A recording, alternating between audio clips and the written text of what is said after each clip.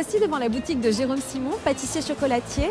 Je suis en compagnie de François, directeur de l'agence de Saint-Claude. Dites-nous François, pourquoi est-ce que vous avez nominé cette entreprise dans la catégorie dynamique commerciale? Parce que Jérôme est un artiste enthousiaste qui entreprend et qui fait des choses savoureuses. Donc Jérôme, dites-moi quand est-ce que vous avez repris cette entreprise de chocolaterie-pâtisserie? Il y a à peu près 3 ans et demi. Ça a été une reprise facile? Non, difficile parce qu'au lieu d'imposer des choses à mes salariés, c'est moi qui me suis adapté à eux et on a fait un changement progressif ensemble. Votre prédécesseur était là depuis longtemps? Tout à fait, Monsieur Puget avait plus de 40 ans d'exercice. Donc effectivement, ça crée des liens avec les clients, des habitudes et des manières de produire. Donc Jérôme, vous avez été nominé par François dans la catégorie dynamique commerciale. Est-ce que vous savez pourquoi? Comme son nom l'indique, je pense parce que je dois beaucoup bouger, m'impliquer dans beaucoup de choses et être un petit peu dynamique. Et de quelle façon? Comment ça se reflète dans votre travail?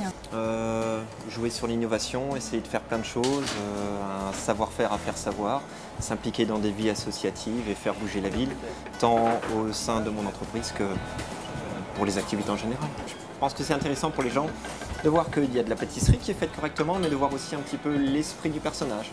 Impliqué, dynamique et volontaire. Qu'est-ce que vous avez gardé de l'ancien propriétaire? Certaines spécialités comme le délice par exemple, qui est un incontournable de la boutique, assez classique, crème au beurre et biscuits d'aqua, mais qui plaît énormément aux gens. Garder des chocolats aussi, certaines recettes, certaines manières, mais à côté de ça, apporter aussi beaucoup d'innovation progressivement. Donc vous avez changé vos produits, vous avez des nouveautés? Alors oui, j'aime bien toujours lancer des nouveautés, jouer sur l'originalité, c'est faire de l'innovation dans le respect de la tradition. Donc quelques exemples de nouveautés, ce serait... Alors ce serait par exemple Aurélie, une mousse framboise avec un crémeux citron basilic, ou alors le Estra, mousse fraise avec crémeux thé vert. Moi je viens vous voir avec une demande particulière. Alors ça, c'est le fer de lance de l'entreprise, effectivement, satisfaire les envies particulières. Je pense que c'est comme ça qu'aujourd'hui on se démarque, tant par rapport à un classicisme que de l'industriel, en faisant des gâteaux à thème, en faisant des structures chocolat à thème pour mariage ou pour des enfants. On peut très bien faire des microscopes, des sujets, des jouets ou des gâteaux en forme d'Hello Kitty ou de Babar. Et quel est le projet le plus original que vous ayez mis en place? Ça aurait été pour des chasseurs ou vraiment pour un mariage, réaliser une caille en chocolat de 13 kg remplie de 200 macarons dans le ventre pour faire l'esprit de la piñata, comme les Mexicains. Quelle est votre meilleure récompense au sein de votre travail? L'assentiment des gens, finalement. C'est-à-dire que quand des gens viennent me remercier et reconnaître mon travail, je crois que c'est le meilleur encouragement. Que vous apporte la Banque Populaire? De l'écoute et du soutien et des solutions.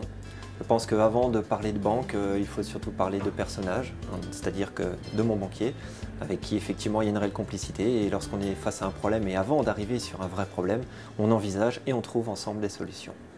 Ils ont l'air bons ces petits cœurs caramel. Si on apprenait à notre directeur d'agence François comment y faire? Allez, c'est parti. On y va.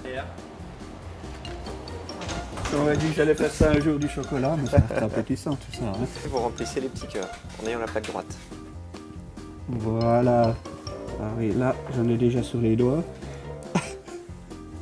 Ça sent bon en tout cas. Ah ouais? C'est vrai que vous en avez mis un peu de partout. Il y en a un peu partout. Vous n'êtes pas un chocolatier très bon. Vous en avez sur les doigts. Bon, il n'y en a encore pas sur la chemise, ça va. Ouais. Moi aussi. Voilà, on va regarder.